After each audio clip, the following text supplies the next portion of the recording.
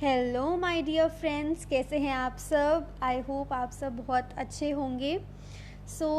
इस वीडियो में हम chapter number 2 that is principles of management आज हम फिनिश करने जा रहे हैं। हमने काफ़ी सारे लेक्चर्स इस चैप्टर पे कर लिए हैं और this is the last lecture of this chapter principles of management. हमने मीनिंग से, सिग्निफिकेंस से, इम्पोर्टेंस के बाद हमने फ्यूल के प्रिंसिपल्स करे, फ्यूल के बाद हमने टेलर के प्रिंसिपल्स करे और उस प्रिंसिपल्स के बाद इस लेक्चर में we are going to do the techniques of scientific management. हमने टेलर के क्या पढ़े थे, साइंटिफिक मैनेजमेंट के प्रिंसिपल्स, और टेलर ने उन्हीं प्रिंसिपल्स को पूरा करने के लिए कुछ टेक्निक्स बताई हैं जिसके थ्रू हम अपने साइंटिफिकली मैनेजमेंट कर सकते हैं। तो ये कुछ टेक्निक्स हैं जैसे कि फंक्शनल फोरमैनशिप, उसके बाद इट इज़ स्टैंडर्डाइजेशन, सिंप्लीफिकेशन, उसके बाद मेथड स्टडी है, देन मोशन है, टाइम स्टडी है, फटीग स्टडी है, डिफरेंशियल पीस वेट सिस्टम है। बस इतना ही है। और इसके बाद वीडियो के बाद we have completed this chapter 99.9%। Everything I have completed, और कुछ भी अगर 0.01% पे कुछ बचा है तो वो केस स्टडी के थ्रू हम कंप्लीट कर लेंगे। Okay, so let's start the video. Okay, so अब हम पढ़ने जा फंक्शनल फोरमैनशिप। हमारी फर्स्ट टेक्निक है। टेलर ने बताया है कि इन टेक्निक्स के थ्रू हम साइंटिफिक मैनेजमेंट के प्रिंसिपल्स जो टेलर ने बताए हैं वो हम अचीव कर सकते हैं। तो उसने पहला हमें क्या बताया है, उसने बोला पहली टेक्निक है फंक्शनल फोरमैनशिप।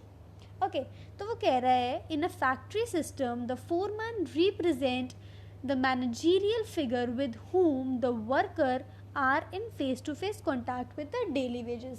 उसने क्या बोला, एक फैक्ट्री में फोरमैन होते हैं, ठीक है, ऐसे लोग होते हैं जो मैनेजमेंट करते हैं, किनके साथ फेस टू फेस इंटरेक्शन करते हैं, वर्कर के साथ, जो लेबर होती है, जो काम करती है, उनके साथ इंटरेक्शन करते हैं। ओके, तो वो कह रहा है he is the pilot around whom revolves the entire production planning, implementation and control. तो वो कह रहे हैं कि बहुत इंपॉर्टेंट रोल निभाते हैं। कौन लोग? यस, फोरमैन लोग बहुत इंपॉर्टेंट रोल निभाते हैं, बिकॉज सारी प्रोडक्शन की जो प्लानिंग है, कैसे काम होना है, कैसे उन प्लान्स को इम्प्लीमेंट करना है, सब कौन डिसाइड करते हैं? फोरमैन डिसाइड करते हैं। वर्कर तो सिर्फ क्या करते हैं? काम करते हैं। So thus Taylor concentrated on improving the performance of this role in a factory setup. तो वो कहता है इतना इम्पॉर्टेंट रोल है फोरमैन का, तो क्यों ना इस पे ध्यान दिया जाए, इनकी परफॉर्मेंस इम्प्रूव की जाए। Next point, in fact he identified a list of qualities of good foreman and found that no single person could fit them all। अब उसने बहुत ज़्यादा एक्सपेरिमेंट किया, चीज़ें देखी, ऑब्जर्व करी, तो उसने देखा कि कुछ क्वालिटीज़ होनी चाहिए गुड फोरमैन में। एक फोरमैन मतलब सुपरवाइज़र, ठीक है, तो एक सुपरवाइज़र में बहुत अच्छी क्वालिटीज़ ये सब होनी चाहिए। बट उसने फिर नोटिस करा कि जितनी भी क्वालिटीज़ हैं, डिज़ायर्ड क्वालिटीज़, ये एक इंसान में हो ही नहीं सकती है। तो उसने क्या बोला, वो कहता है तो क्यों ना हम, this prompted him to suggest functional foremanship through 8%। Taylor advocated separation of planning and execution function. वो कह रहा है कि ऐसा अगर हमें ये साइंटिफिक मैनेजमेंट करनी है और फोरमैन की क्वालिटीज़ चाहिए हमें, तो हमें क्या करना चाहिए? फंक्शनल फोरमैनशिप करना चाहिए। फंक्शनल मतलब फंक्शन कोई परफॉर्म करना, और फोरमैन हमें पता है फोरमैनशिप में क्या होता है। फोरमैन क्या होता है? सुपरवाइज़र। तो वो कह रहे हैं कुछ सुपरवाइज़र के फंक्शन है, उसे हमने 8 लोगों में, 8% में बांट दिया, ठीक है। Under the factory manager there was a planning in charge and the production in charge. Under planning in charge, 4 personnel, namely instruction clerk, card clerk, route clerk, time and cost clerk and disciplinarian work। तो उसने बोला ऐसा करते हैं, हमें functional foremanship चाहिए, उसने बोला उसको 8% चाहिए। तो 8% को वो कैसे ग्रुप करेगा, यहाँ मैंने एक आपको फ्लो चार्ट के थ्रू बताया है। एक ये फैक्ट्री मैनेजर है, उसने क्या करा, 2 बना दिए, एक प्लानिंग इंचार्ज और एक प्रोडक्शन इंचार्ज। प्लानिंग इंचार्ज में उसने 4 लोगों को रखा। कौन कौन से? Instruction, route, time and cost और डिसिप्लिन वाले को। ये 4 लोगों को, ये 4 मैनेजर को उसने एक ग्रुप में बांट लिया। ठीक है, ये 4 लोग किसके अंदर आते हैं? प्लानिंग इंचार्ज के लिए। याद रखना है आप लोगों को। तो ये लोग क्या करते हैं? 4 personnel would draft instructions for the workers, specify the route of production, prepare time and cost sheet and ensure discipline respectively। तो उसने क्या बोला कि जो 4 लोग हैं, कौन कौन 4 लोग? कौन कौन से? अभी जो हमने बताए हैं, instruction, route, time and cost और डिसिप्लिन। तो उसने क्या बोला? उसने बोला कि जो इंस्ट्रक्शन कार्ड क्लर्क होएगा उसकी जॉब क्या होगी? इंस्ट्रक्शंस देना वर्कर को। रूट क्लर्क की क्या जॉब होएगी? Specify the route of production. Route, उसका रास्ता दिखाएगा कौन? Route clerk. नेक्स्ट है टाइम एंड कॉस्ट क्लर्क। ये क्या बताएगा? कितने टाइम में हमें कंप्लीट करना है काम और कितनी कॉस्ट पे करना है, ये टाइम एंड कॉस्ट क्लर्क दिखाएगा।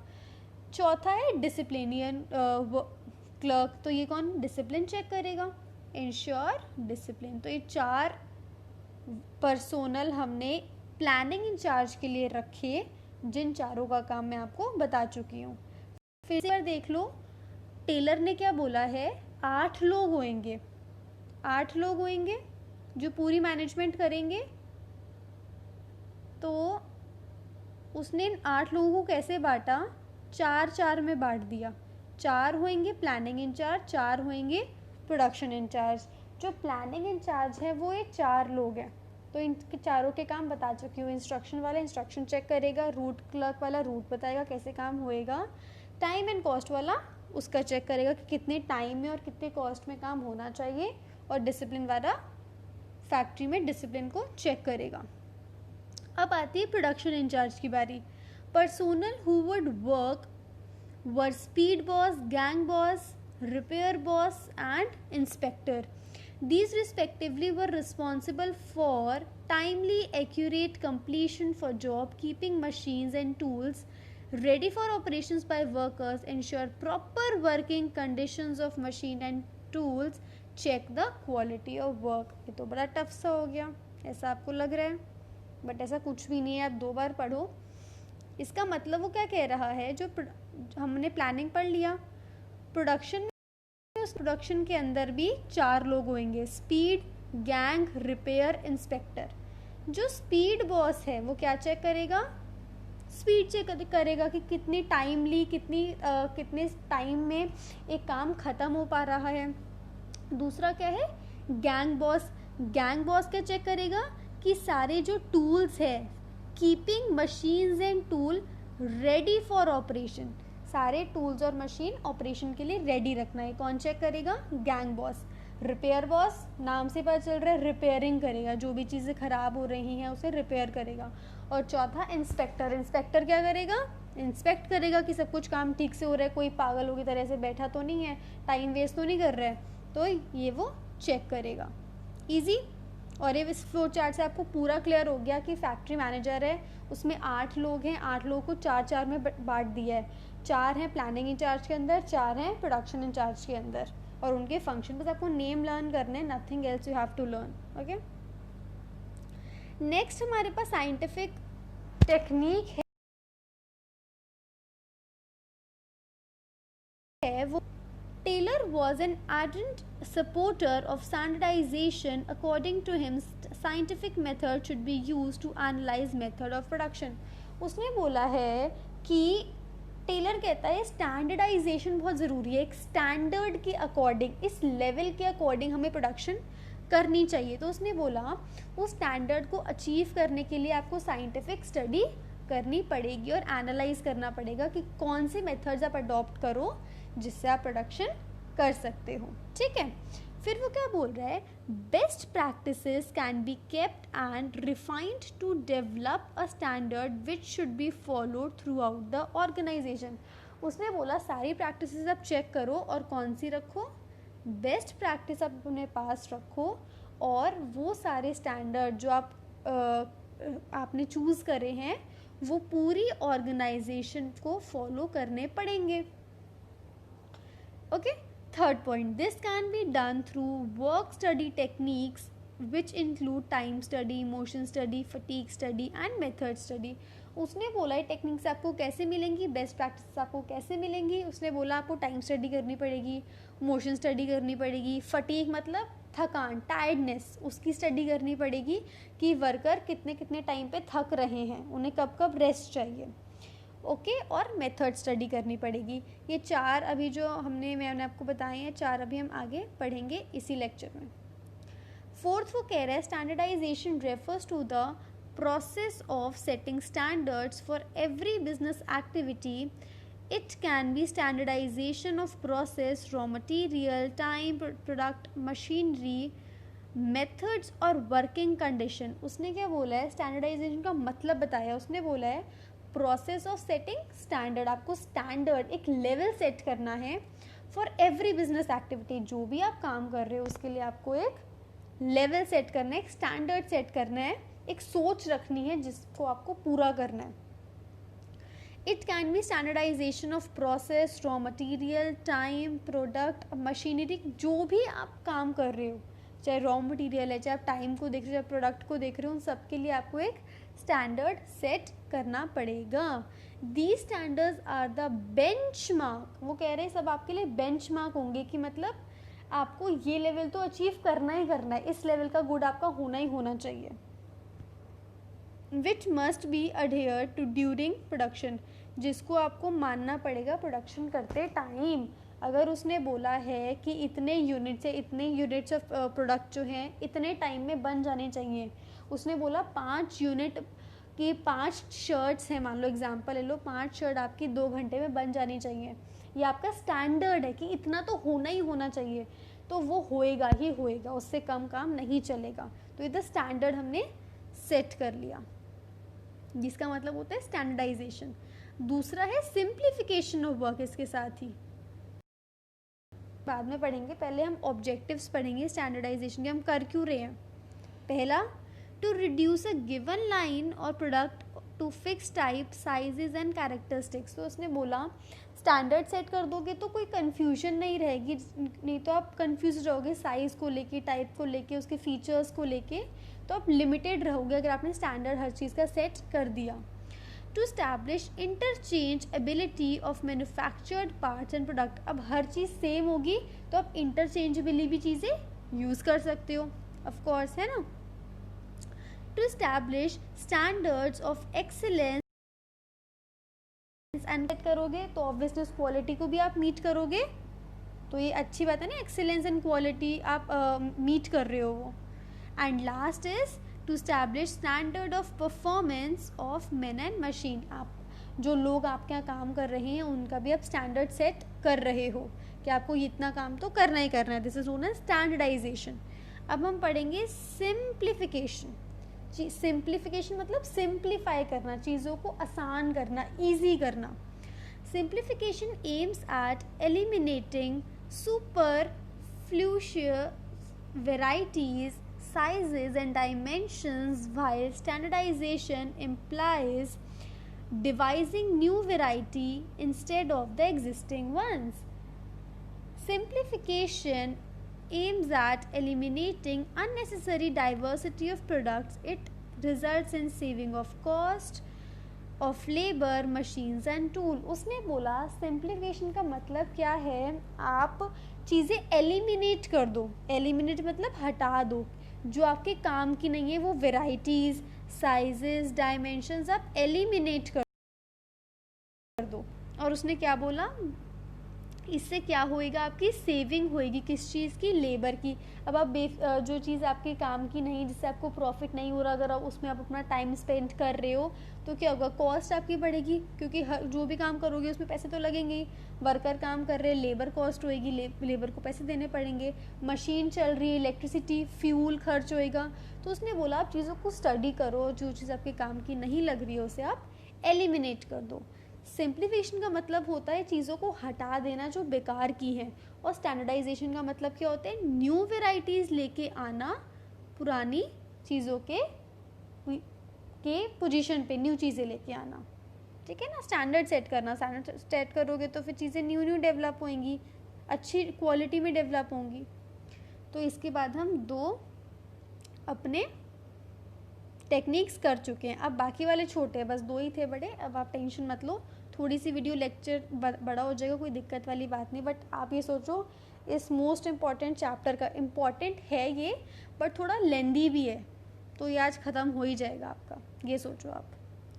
मेथड स्टडी, आपको जैसे काम करना है, जिस तरीके से काम करना है, मेथड मतलब तरीका, उसको हम स्टडी करने वाले हैं, ठीक है।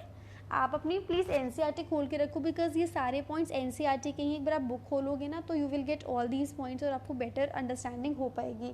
या आप जो नोट्स हैं उनको पहले डाउनलोड करके उनके प्रिंट आउट निकाल लो, या किसी और फ़ोन में उसे खोल के रखो, जिससे आप वहाँ से भी रीड करते जाओ, ठीक है।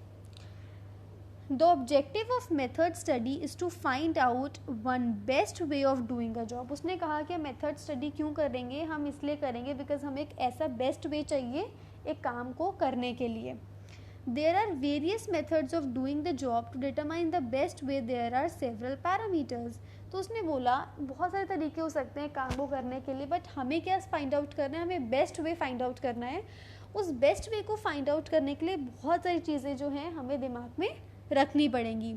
तो वो कह रहे हैं right from the procurement of raw material till the final good is delivered to the customer, every activity is part of method study. तो उसने बोला आप स्टार्टिंग से, जब आप कोई रॉ मटेरियल कच्चा सामान खरीद रहे हो, टिल एंड स्टेट तक, जब आप उसे पूरा फिनिश, उसे प्रोसेसिंग करके आप कोई न्यू आउटपुट निकाल रहे हो, न्यू प्रोडक्ट निकाल रहे हो, तब तक के लिए आपको हर चीज़ स्टडी करनी पड़ेगी अंडर मेथड स्टडी।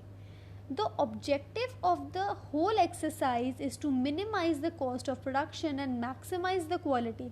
हम करते क्यों है हर स्टडी? एट द एंड हमारा मोटिव ही क्या होता है? प्रॉफिट इंक्रीज करना, कॉस्ट कम करना, है ना। तो यही कह रहे हैं। For this purpose many techniques like process chart, operation research etcetera are used. This all is part of method study. तो उसने कहा मेथड स्टडी करने के लिए हमें बहुत सारी चीज़ें बनानी पड़ेंगी, चार्ट्स के थ्रू हमें समझना पड़ेगा कि हर एक एक्टिविटी को करने के लिए क्या तरीका हो सकता है, कौन सा बेस्ट है, किस में कम खर्चा हो रहा है, किस में हमारा हर चीज़ सेव हो रही है, ठीक है, जिसमें काम कम करना पड़े, टाइम पे भी हर चीज़ हो जाए, ठीक है। मेथड तरीका हमें बेस्ट ढूंढना है। मोशन स्टडी, कुछ मोशन मतलब होता है कुछ मूवमेंट होना, किसी भी चीज़ की मूवमेंट इज द मोशन। तो उसने बोला motion refers to the study of movement like objects sitting, changing positions etcetera which are undertaken while doing a typical job. उसने बोला आप कोई भी जॉब करोगे तो आप मूवमेंट करोगे, कुछ ना कुछ काम करोगे, चाहे आपको ऑब्जेक्ट कोई उठाना है, मशीन चलानी है, एक शर्ट ही बनानी है, तो पहले आप उसे कपड़े को काटोगे, फिर सिलोगे, फिर पैकिंग करोगे, तो बहुत सारी आपको मूवमेंट होएगी। तो उसने बोला आप जो भी मूवमेंट कर रहे हो उसकी स्टडी करो आप। Unnecessary movements are sought to be eliminated so that it takes less time to complete the job efficiently. उसने बोला हमें देखना है कि एक वर्कर क्या क्या मूवमेंट कर रहा है, उसके अकॉर्डिंग हमें ये देखना है कि कौन सी चीज़ें बेकार है, ये चीज़ नहीं होनी चाहिए, ये मूवमेंट करी, इसका कोई मोटिव नहीं है, ये हटा सकते हैं हम। वो चीज़ स्टडी करो, फिर आपको पता चलेगा कि ये अननेसेसरी है, और जो अननेसेसरी मूवमेंट है उसे आप हटा दो, जिससे टाइम कम लगेगा और आप जॉब अपनी एफिशिएंटली अच्छे तरीके से और अच्छे से कर पाओगे।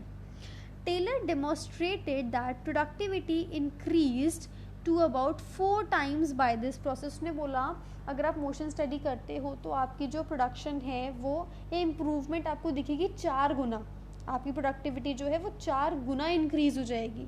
तो सोचो कितना फ़र्क पड़ेगा। Fourth point is on close examination of body movements, for example, it is possible to find motion which are productive, motions which are incidental that is going to stores, motion that are unproductive। तो उसने बोला कि आपको जो भी worker movement कर रहे हैं, उनकी बॉडी मोशंस हो रहे हैं, वो आपको स्टडी करना है। आपको ये पहचानना है कौन से प्रोडक्टिव हैं, कौन से प्रोडक्टिव नहीं हैं, कौन से आपको स्टोर मतलब क्या क्या मूवमेंट्स बेसिकली हो रहे हैं, वही कहने का मतलब है इनका. Last, Taylor uses stopwatches and various symbols and colors to identify different motions. This results achieved by them which were truly remarkable. तो उसने बोला कि आप स्टॉप वॉच करो या सिंबल्स के थ्रू आप देखो कि कौन कौन से मोशंस वर्कर ले रहे हैं और जो बेकार है उन्हें हटा दो. इससे आप अपने रिजल्ट्स बहुत अच्छे से अचीव कर पाओगे.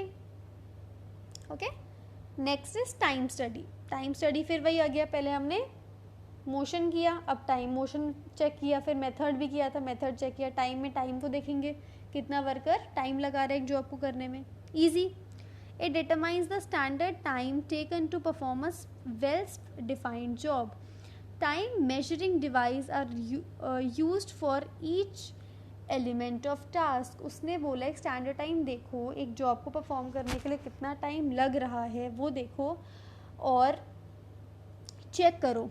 The standard time is fixed for the whole of the task by taking several readings. आप अपना एक स्पेसिफिक टाइम सेट कर दो कि इतने घंटे में इतना काम तो होना ही चाहिए. जैसे मैंने आपको बताया था कि 2 घंटे में 5 शर्ट्स तो एक वर्कर को बनानी ही बनानी चाहिए.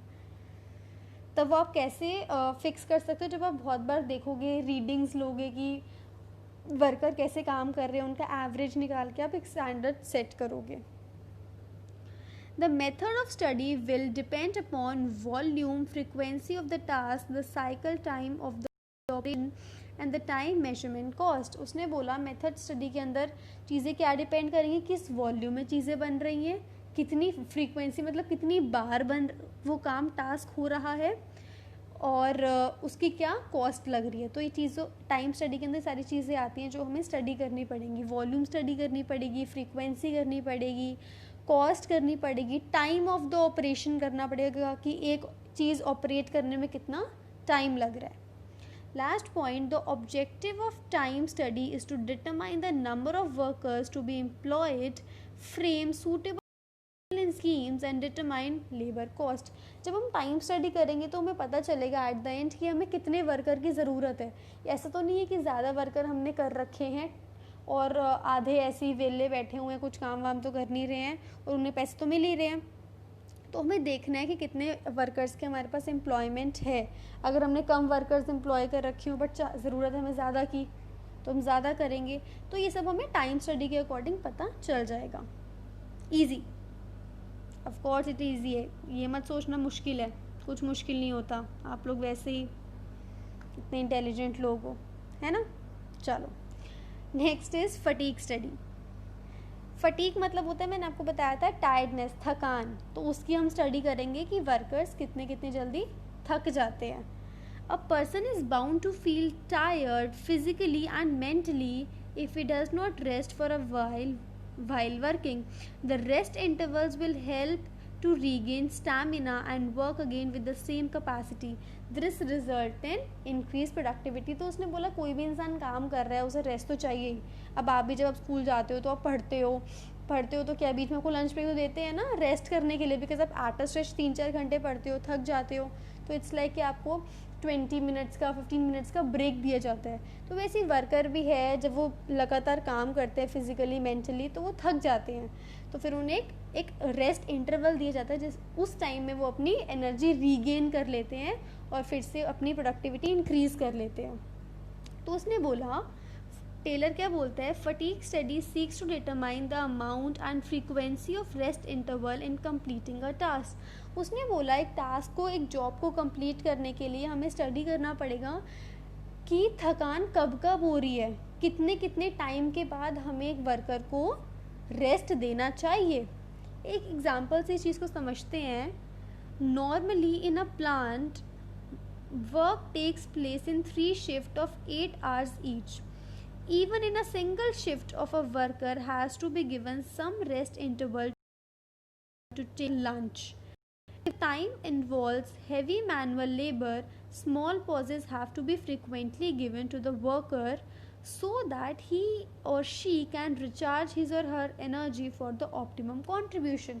तो वो कह रहा है कि एक अगर एक प्लांट पे जब हम काम करते हैं, एक मशीन पे जब हम काम करते हैं, तो 8-8 घंटे की शिफ्ट होती है, तो वर्कर को 8-8 घंटे एट काम करना पड़ता है।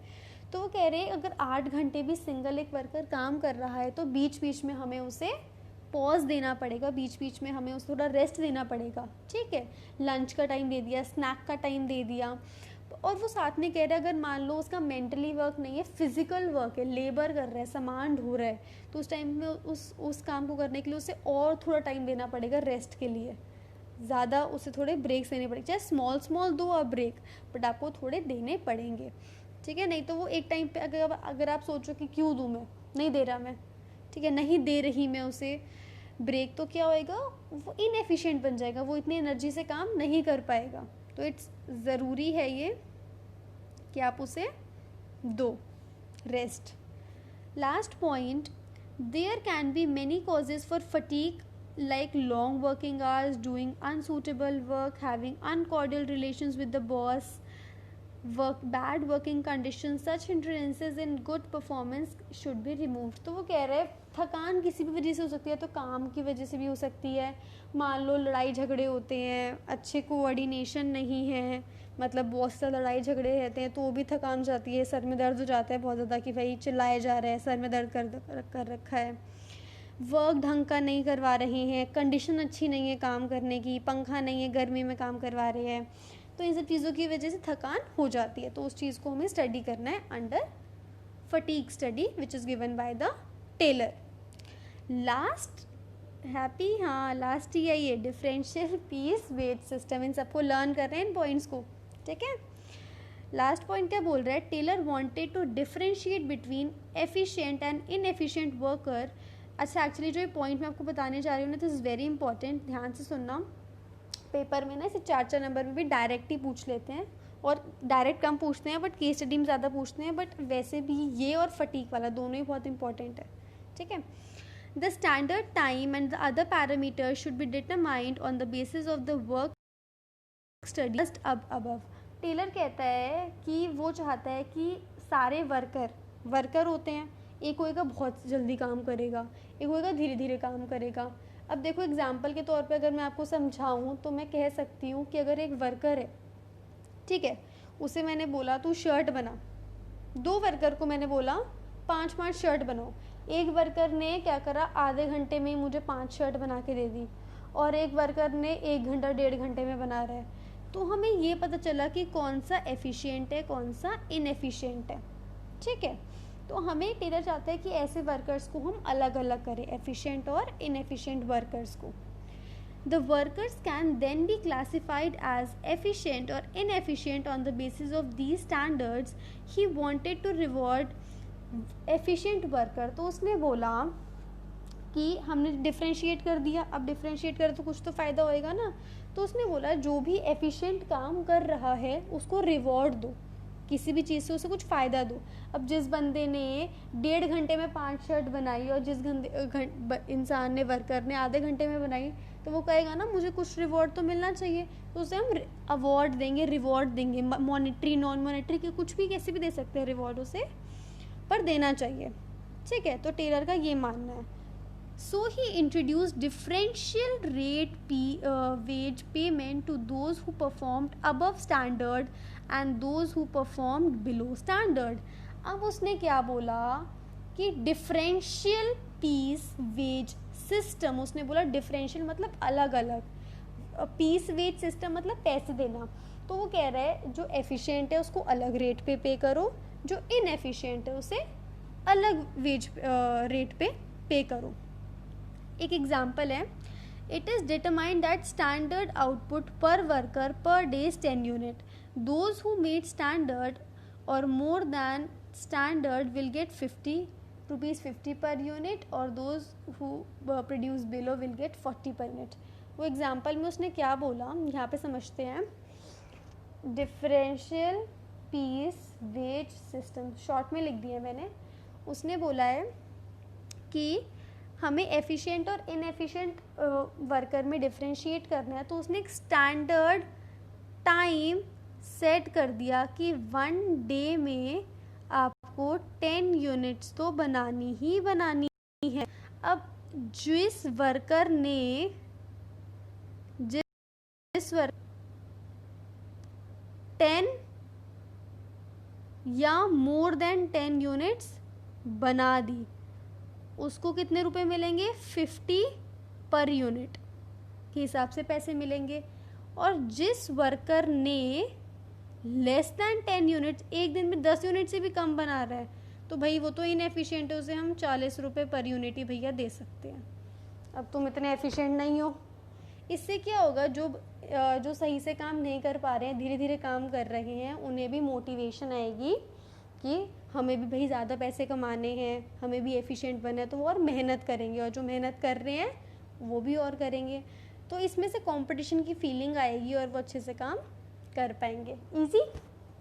सो this completes our what techniques of scientific management. I hope आपको अच्छे से समझ आ गया, बिकॉज हम अपना फर्स्ट चैप्टर ख़त्म कर चुके हैं, सेकेंड चैप्टर भी इस लेक्चर के बाद ख़त्म हो चुका है।